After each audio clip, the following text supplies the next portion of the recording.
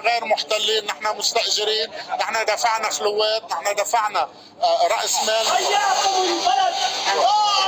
هذا القانون ظالم ومجحف، خاصة بموضوع السكن وموضوع الإيجارات الأماكن غير السكنية. جايين نقول لهم بدنا قانون عادل ينصف الطرفين، وبالتالي نحن أصحاب حق، لأنه الانهيار الاقتصادي للي صار للليرة يمكن أثر على مدخول المالكين، ولكن هذا بنفس الوقت زاد من موضوع رأس مالهم، وبالتالي حافظنا على الأملاك نتيجة الفورة العقارية وارتفاع أسعار العقارات. بدك تزيد على المستأجر بأي أساس؟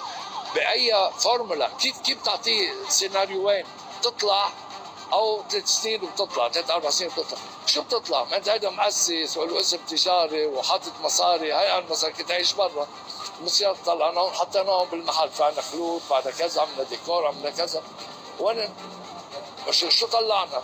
دعاوي، حق دعاوي مع المستأجر.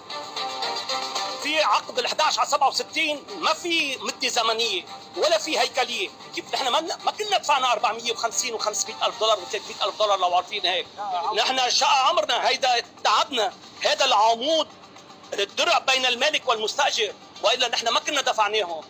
نحن عم يجوا دقيقتين يوم بدهم يعدلوا قوانين، انت اذا بدك تعدل قانون يا مجلس النواب بدك تحترم القانون اللي قبله.